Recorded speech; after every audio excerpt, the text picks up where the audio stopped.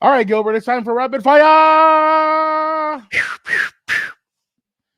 Something or nothing, Gilbert. No Super Bowl champion over the last 14 years has employed a running back making over $2.6 million. The Whoa. leading rusher for the last 14 Super Bowl winning teams with the highest salary was Percy Harvin in 2013 with 2.5 million. And if you remember, Percy Harvin was a hybrid. He was running back, Oh yeah. receiver, returner. He did all that stuff for the Seattle Seahawks. So what do you think? Something or nothing?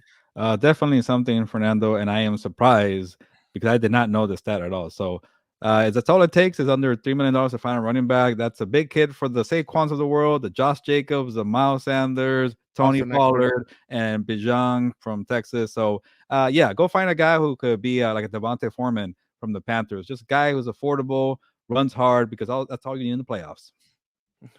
I feel you. I'm with you. It's something, Gilbert, especially because if you look at it, I mean, you just need numerous running backs that can do a lot of different things, similar to the way the Eagles won their last Super Bowl, the way that the Chiefs won it this year. You just have a lot of different running backs that can do a lot of different things. And you can that's how you're gonna win a Super Bowl. You just need guys that can one running back that can run, one that can catch, one that can do it all, and boom, that's part of your recipe for a Super Bowl championship, Gilbert. Gilbert, something or nothing. The Eagles losing both of their offensive and defensive coordinators.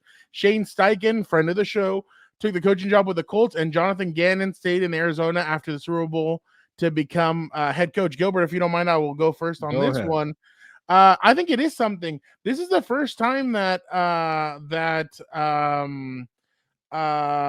Nick Sirianni is going to be going through coaching changes as a head coach. You're losing both your defensive and your offensive coordinator. Now it's going to be interesting to see who he brings in. Is he going to go the veteran route and go get somebody who's a veteran who can help him?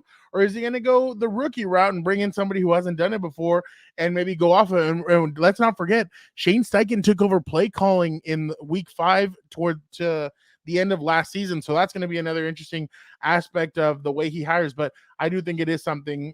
Gilbert, what do you? Here we Yeah. go. Bang, you're in. There you go. Definitely something here. I like this whole box here. There you go. I have the box here, and it's definitely something because it's tough to replace coordinators like that, Jonathan Gannon and Shane Steichen. But shout out to Nick Sirianni. He did something right. He knows how to lead a team, so I think he could do it again. And teams like Sean McVay or Bill Belichick. Coaches leave and you got to make it work. So I think it's going to be another challenge for Nick Sirianni, but showing his track record the last couple of years, he'll make it work. Our boy Tyler El Dragon told us about Bijan Robinson. He Yeah. wants Bijan Robinson on the Chargers, obviously. He told us numerous times. He's texted it to me before. But right now, he is the running back from Texas, Gilbert. He is considered a generational talent by many NFL scouts.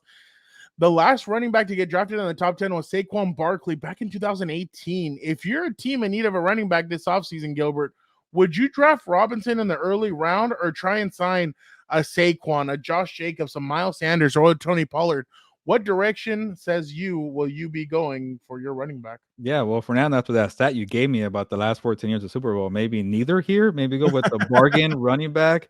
But it's one of hurts Fernando because I've always been a proponent of saying pay the running backs. They matter so much. There's so much wear and tear in the bodies. You got to somehow repay them. But I get it. Analytics numbers show that you don't have to have a first round pick or even a Saquon Barkley to make it work. So I'm gonna go with the top free agent running back. I think the first round pick is really valuable. You could get like an edge rusher or lineman, whatever. You get the running back later. Like Fernando, you got to remember guys like CMC was the first round pick. Sorry, Dalvin Cook, Alvin Kamara. Those guys were mid What? to second round draft picks. So definitely go with the high for free agent running back. Gilbert, I'm gonna go the opposite of you. I actually Bijan Robinson to me, I think Okay. this guy's a playmaker.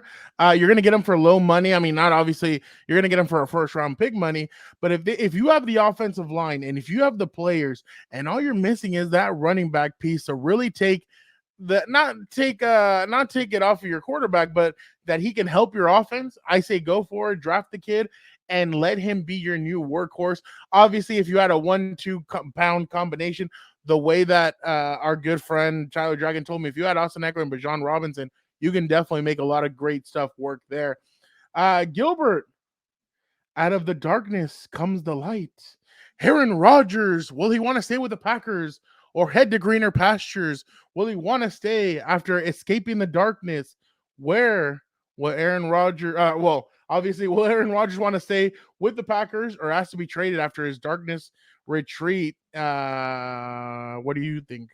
Yeah, according to the reports, he's emerged from the darkness, but we still haven't heard anything, right? Will he stay? Will he go? The So the darkness, longer my old we friend. wait, yeah, Fernando, the darkness. The longer we wait, the more I feel like he's gonna stay with the Packers. But then you hear the Packers like, "Come on, man, we gotta like." It's like Jordan Love was like, "Let me go in there." Remember that Brock Osweiler and Peyton Manning video where like Brock's trying to go in and Peyton's like, "Nah, I'm going in." Yeah. Uh, Eventually, you got to start the Jordan Love era. So the more it waits, but then again, like if you're Aaron Rodgers and you're kind of a me guy, maybe it's okay to make people wait because the Jets are getting a little antsy out there. So, you know what? I'm gonna change my mind. He'll get traded, but it's gonna be a long wait. I feel like.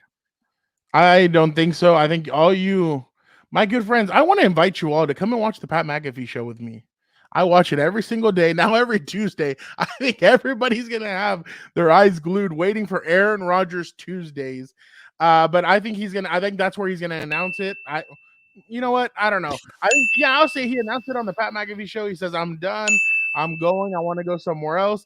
And I want him to go to the Jets. I think the Jets would be the funnest place to watch him play. I think at the Jets, man, it'd be fun to watch him with that offense. So, and then with that defense, why not? So I'm all for that. Yeah. Did the I, ding break or what? it doesn't distract me. The ding doesn't distract me. There you go. Yeah, no, I am an undistractable person. I remember when I used to do what's it called? The classes, the debate classes. Kids used to try and make me laugh and they do stupid faces and do all that stuff. I wouldn't even pay attention to them. I no, no, no, no. I want to get my point across. So but yeah, the ding didn't distract me, but It would definitely I affect come out me. of the dark.